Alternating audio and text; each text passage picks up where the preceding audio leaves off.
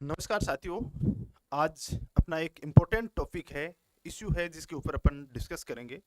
और वो टॉपिक ये है कि नेट और बीएड है, ये after NEP, after new education policy 2020 है, उसके बाद इसके अंदर क्या चेंजेज हुए हैं। दूसरा अपन ये भी देखेंगे इसके अंदर कि दोनों करने से अपन को क्या फायदा है, कौन सी डिग्री करने के बाद नौकरी है वो जल्दी लगती है, किस टाइप की नौकरी लगेगी, उसके बारे में अपन बहुत ही शॉर्ट एंड समराइज तरीके से आने वाले 8-10 मिनट के अंदर मैं आपको इसका दोनों का क्रक्स समझाने वाला हूँ। नेट और बीएड दोनों की क्या स्थिति है।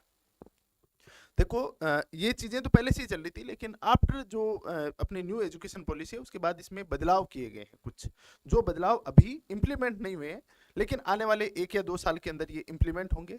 तो ये किस प्रकार से इम्प्लीमेंट होंगे, क्या इनके इफेक्ट देखने को मिलेंगे, उस पर चर्चा करते हैं। देखो, सबसे पहले तो मैं ये बताता हूँ कि नेट है, थोड़ा सा अपन दोनों के बारे में थोड़ा थोड़ा समझते हैं कि ये की कैसे जाती है, कब की जाती है। जो नेट वाला पार्ट है ये की जाती है अपनी, जैसे पोस्ट ग्रेजुएशन होती है उसके फाइनल ईयर के साथ इसका फॉर्म भर सकते हो। जैसे आपने पहले ग्रेजुएशन किया, ग्रेजुएशन के बाद आप पोस्ट ग्रेजुएशन करते हो। पोस्ट ग्रेजुएशन के अंदर आपका 2 साल का होता है पोस्ट ग्रेजुएशन, जिसके अंदर फर्स्ट ईयर और सेकंड ईयर। फॉर एग्जांपल, आप जैसे फिजिक्स से एमएससी कर रहे हो तो एमएससी का फर्स्ट ईयर, एमएससी का सेकंड ईयर या फाइनल ईयर। तो एक एमएससी का फर्स्ट ईयर करने के बाद आप नेट का फॉर्म अप्लाई कर सकते हो, और वो फॉर्म अप्लाई करते हो और आप नेट का एग्जाम क्वालिफाई करते हो, तो वो आप उसके लिए एलिजिबल होंगे। अब क्या होगा, जैसे आपका नेट हो गया, नेट होने के बाद आप क्या कर सकते हो, आप किसी यूनिवर्सिटीज में या किसी कॉलेज में आप पढ़ाने के लिए योग्य हो जाते हो। सेकेंड चीज, किसी यूनिवर्सिटीज या कॉलेजेज में या आरपीएससी या अन्य जो बोर्ड है उनके द्वारा असिस्टेंट प्रोफेसर के लिए जो एग्जामिनेशन लिया जाता है, उसके लिए बेसिक रिक्वायरमेंट नेट मांगी जाती है कि नेट की डिग्री आपके पास से होनी चाहिए। तो हायर एजुकेशन में यदि आप जाते हो तो उसके लिए आपको नेट क्वालिफाई करना जरूरी होता है। सिंपल सी बात है, ठीक है। हायर एजुकेशन के लिए बेसिक रिक्वायरमेंट क्या है, नेट है, नेशनल एलिजिबिलिटी टेस्ट है। ये यूजीसी के द्वारा कंडक्ट करवाया जाता है।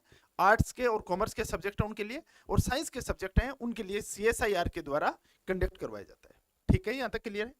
बीएड वाला क्या फंडा है, बीएड वाला फंडा ये है कि जैसे ही आप ग्रेजुएशन करते हो, ग्रेजुएशन के बाद ये बीएड होता है।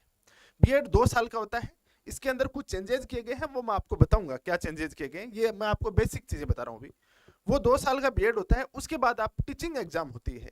टीचिंग एग्जाम के लिए आप एलिजिबल होते हो, वो चाहे सेंट्रल गवर्नमेंट की हो, एनवीएस की हो, केवीएस की हो, या बाद में दिल्ली गवर्नमेंट के अंदर आती है, या बाद में स्टेट गवर्नमेंट, वो चाहे राजस्थान की हो, हरियाणा की हो, यूपी की हो, उनके लिए आप एलिजिबल हो जाते हो। लेकिन उसके अंदर अलग शर्तें भी होती हैं कुछ। जैसे राजस्थान के अंदर आप थर्ड ग्रेड टीचर बनते हो तो उसके लिए आपको रीट क्वालिफाई करना पड़ता है पहले, या आप उसको बोल सकते हो आर टेट के नाम से जाना जाता था। टी टेट है या सी टेट है, वो एग्जाम भी आपको क्वालिफाई साथ में करना पड़ता है। लेकिन उससे पहले आपके पास बीएड की डिग्री होना जरूरी है। एनईपी के बाद में इसमें क्या चेंजेस आएंगे वो मैं बताता हूं आपको। अभी वो चेंजेस लागू नहीं किए गए हैं, लेकिन ये चेंजेस आएंगे आने वाले टाइम में कि नेट है, नेट करने मात्र से आप असिस्टेंट प्रोफेसर नहीं बन पाओगे, इसके लिए आपको पीएचडी होना जरूरी है। ये आने वाले समय में इंप्लीमेंट होगा, अभी नहीं किया है। न्यू एजुकेशन पॉलिसी है, उसको एक स्टेप बाय स्टेप है वो इंप्लीमेंट किया जाएगा विभिन्न स्टेट गवर्नमेंट और सेंट्रल गवर्नमेंट के द्वारा। क्योंकि अचानक इस पॉलिसी को यदि इंप्लीमेंट कर दिया गया तो इसके बहुत सारे नकारात्मक प्रभाव देखने को मिलेंगे, क्योंकि बहुत सारे ऐसे स्टूडेंट हैं जिन्होंने पहले ये पीएचडी नहीं की है, केवल नेट पे डिपेंडेंट है, तो वो क्या हो जाएंगे, वो आउट हो जाएंगे। तो उनके द्वारा विरोध किया जाएगा और उनका विरोध भी जायज होगा। तो इसको धीरे धीरे प्रोसेस वाइज है वो इसको इंप्लीमेंट किया जाएगा। लेकिन आने वाले समय में क्या है कि इसमें क्लियर कट लिखा हुआ है कि असिस्टेंट प्रोफेसर बनने के लिए केवल नेट है, उससे नहीं होगा, नेट के साथ में पीएचडी करना अनिवार्य होगा। जब पीएचडी होगा तभी आप असिस्टेंट प्रोफेसर बन पाओगे हायर एजुकेशन जो विभिन्न यूनिवर्सिटीज हैं और कॉलेजेस हैं उनके अंदर। उसी प्रकार बीएड है, बीएड के अंदर भी बदलाव किया गया है। बीएड के अंदर देखो, बीएड है इसको अलग अलग किया गया है। एक तो 1 वर्ष का बीएड, एक 2 वर्ष का बीएड, और एक 4 वर्ष का बीएड, 4 ईयर। क्या चेंजेस है इसमें, 1 वर्ष का बीएड, इसके अंदर बोला गया है यदि आप पोस्ट ग्रेजुएशन करने के बाद बीएड करते हो तो आपको 1 साल बीएड में लगेगा। यदि आप ग्रेजुएशन करने के बाद बीएड करते हो तो आपको 2 साल का कोर्स करना पड़ेगा। और यदि आप एक इंटीग्रेटेड कोर्स करना चाहते हो जो कि आप ग्रेजुएशन के साथ करना चाहते हो तो वो क्या होगा, आपका 4 साल का बीएड होगा। तो ये 3 कैटेगरी के अंदर बीएड को डाल दिया गया है। ये भी एनईपी के अनुसार है। वर्तमान के अंदर एक तो है इंटीग्रेटेड बीएड का कोर्स है 4 साल का, और एक 2 साल का कोर्स है जो कि आप आफ्टर ग्रेजुएशन या आफ्टर पोस्ट ग्रेजुएशन के बाद में आप बीएड करते हो। अब क्वेश्चन ये आता है, दोनों अपन ने समझ लिया कि बीएड कब करना है, कैसे करना है। ये आपको जो स्कूल एजुकेशन है, बेसिक एजुकेशन है, उसके लिए बीएड आवश्यक होता है। वहीं नेट की मैं बात करूं तो नेट है वो आपको हायर एजुकेशन के लिए रिक्वायरमेंट होती है। नेट के साथ में एक चीज और होती है, वो होती है जेआरएफ। नेट के बाद में क्या होता है, जैसे ही 5-6% आपके एक्स्ट्रा आते हैं, ऊपर आते हैं, तो वो जेआरएफ क्वालिफाई हो जाता है, जूनियर रिसर्च फेलोशिप। और इसके बाद में आपको यूजीसी या सीएसआईआर जिससे भी आप करते हो, उसके द्वारा लगभग 40,000 के आसपास आपको स्कॉलरशिप मिलती है पर मंथ के हिसाब से, जो कि बहुत इंपॉर्टेंट है। यदि आप पीएचडी में एडमिशन लेते हो तो ये आपको स्कॉलरशिप मिलेगी, मात्र जेआरएफ करने से आपको ये स्कॉलरशिप नहीं मिलेगी। इस चीज को भी आपको ध्यान में रखना है। तो ये अपन ने नेट और इसके बीएड के बारे में देखा। अब आगे क्वेश्चन ये आता है कि दोनों में नौकरी पहले काम लगेगी। जैसे कि आपने देखा है, नौकरी पहले किस में लगेगी, नौकरी पहले किस में लगेगी, उसके अंदर अपन बात करते हैं।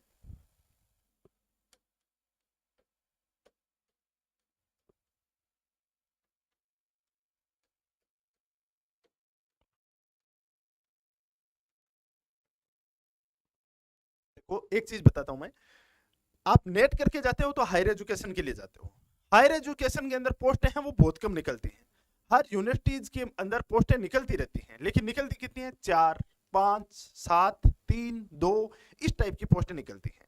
वहां पे ऐसे नहीं निकलती हैं कि 2,000 पोस्टें निकल गई, 5,000 पोस्टें निकल गई, इस तरह की पोस्टें कभी नहीं निकलती हैं। सब्जेक्ट वाइज निकलती हैं और वो 2, 4, 5, 7 के हिसाब से निकलती हैं।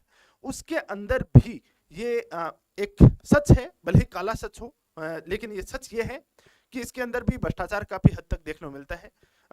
बड़ी बड़ी यूनिवर्सिटीज हैं, आप डीयू जेएनयू तक देख सकते हो, वहाँ पे उनके जो एचओडी होते हैं, उनके जो चेले चपाटे होते हैं, उनको प्रायोरिटीज दी जाती है। ये सच बात है।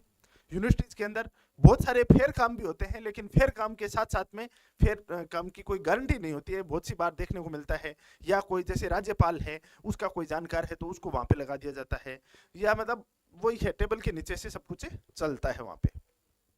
कई बार फेयर भी होता है।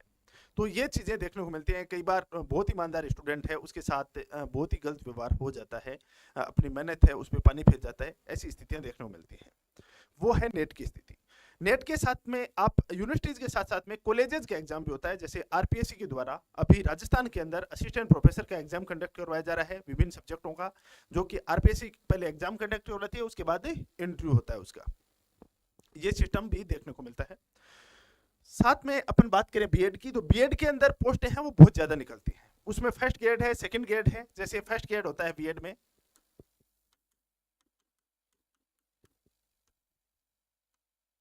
फर्स्ट ग्रेड है, सेकंड ग्रेड है और थर्ड ग्रेड या रीट बोलते हैं उसको।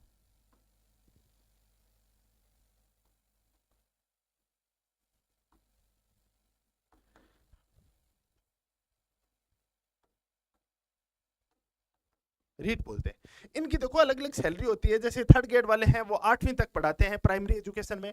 सेकंड ग्रेड होते हैं वो माध्यमिक जो होती है 10 तक पढ़ाते हैं, और फर्स्ट ग्रेड वाले होते हैं वो 11-12 को पढ़ाते हैं। इनकी भर्तियां हैं प्रत्येक स्टेट में, सेंटर में, एनवीएस में, केवीएस में निकलती रहती हैं। जैसे मैं प्रत्येक राज्य की बात करूं तो 5 साल के अंदर 5 साल का किसी भी गवर्नमेंट का टेन्योर होता है, उसके अंदर 2 भर्ती निकलती है। राजस्थान के अंदर अभी निकलने वाली है भर्ती, first grade, second grade, third grade तीनों की। उसी प्रकार से अलग अलग स्टेट के अंदर ये निकलती रहती हैं। ये भर्तियां भी थोड़ी बड़ी होती हैं। इनकी संख्या जैसे 5,000, 10,000, 8,000, 7,000 इसकी संख्या में निकलती है। वहीं मैं बात करूं असिस्टेंट प्रोफेसर की, तो उनकी संख्या कम होती है, क्योंकि कॉलेजेस हैं वो स्कूल की तुलना में कम है। तो आप चाहते हो कि हमें जल्दी जॉब लगना है, तो आप बीएड कर सकते हो। बीएड करके आप टीचिंग एग्जाम में जा सकते हो। तो वहां पे जाने के बाद आपके रास्ते बंद नहीं होते हैं। बहुत सारे टीचिंग एग्जाम, जो स्कूल टीचिंग एग्जाम क्वालिफाई करते हैं, टीचर बनते हैं, वो आगे जाके अपनी पढ़ाई को कंटिन्यू करते हैं, तो आगे जाके वो हायर एजुकेशन में भी जाते हैं। आप असिस्टेंट प्रोफेसर देखोगे राजस्थान के अंदर आरपीएससी के द्वारा जो कंडक्ट करवाया जाता है उसमें बहुत सारे असिस्टेंट प्रोफेसर, मैं तो यहाँ तक बोलूँगा कि आपको 100 यदि असिस्टेंट प्रोफेसर बनते हैं तो उसमें से कम 50 से 60 असिस्टेंट प्रोफेसर ऐसे हैं जो कि पहले स्कूल व्याख्याता बने हैं या सेकंड ग्रेड है या थर्ड ग्रेड में लगे हुए हैं, वो वहाँ पे रिपीट करते हैं, क्यों? वो अपनी पढ़ाई को कंटिन्यू कर सकते हैं। दूसरी बात, आपका फील्ड भी यहाँ पे ये रहता है एजुकेशन का ही, आपके पास समय भी पर्याप्त रहता है। और यदि आपका जो पोस्टिंग है वो दूर दराज के गांव में आ जाता है और आप अपने समय का सदुपयोग करना चाहते हो तो उसमें आराम से अपनी हायर एजुकेशन की पढ़ाई को कंटिन्यू कर सकते हो, आराम से असिस्टेंट प्रोफेसर बन सकते हो, नेट कर सकते हो, जेआरएफ कर सकते हो, अपनी पीएचडी को भी परस्यू कर सकते हो आगे जाके। तो आप यदि तत्काल नौकरी लगना चाहते हो तो आप बीएड कर सकते हो, उसके बाद ये टीचिंग एग्जाम देके और आप एंट्री पा सकते हो। वहीं आपको लगता है कि मेरे को कोई जल्दबाजी नहीं है, घर वालों की तरफ से मेरे को छूट दी हुई है, मेरे पास भी पेशेंस है, मैं तो डायरेक्ट हायर एजुकेशन में ही जाना चाहता हूं, मैं ये घूम फिर के रास्ते से नहीं जाना चाहता, तो आपको नेट पे फोकस करना चाहिए। यदि यूजीसी नेट होती है तो जेआरएफ करना चाहिए। उसके बाद पीएचडी में एडमिशन लेते हो तो पीएचडी में आपको 40,000 रुपये ऑलरेडी पर मंथ के हिसाब से आपको उसमें स्कॉलरशिप आती है, तो आप उसके माध्यम से भी हायर एजुकेशन में जा सकते हो। तो दोनों आपकी परिस्थितियां हैं, पीछे की पृष्ठभूमि है, पारिवारिक पृष्ठभूमि है, व्यक्तिगत आपकी सोच है, सब पे डिपेंड करते हैं। आपको जो अच्छा लगे उस हिसाब से अपनी परिस्थितियों के अनुसार चूज कर सकते हो। तो ये अपन ने देखा है। इस प्रकार के और इन्फॉर्मेटिव वीडियोज हैं और बहुत सारे एजुकेशनल वीडियोज हैं, वो देखने के लिए अपने चैनल को सब्सक्राइब करें और बहुत सारी न्यूज और बहुत सारा आपको कंटेंट, क्वालिटी कंटेंट है वो देखने को मिलेगा। अभी के लिए इतना ही। Thank you very much for discussion. मिलते हैं किसी और वीडियो के साथ।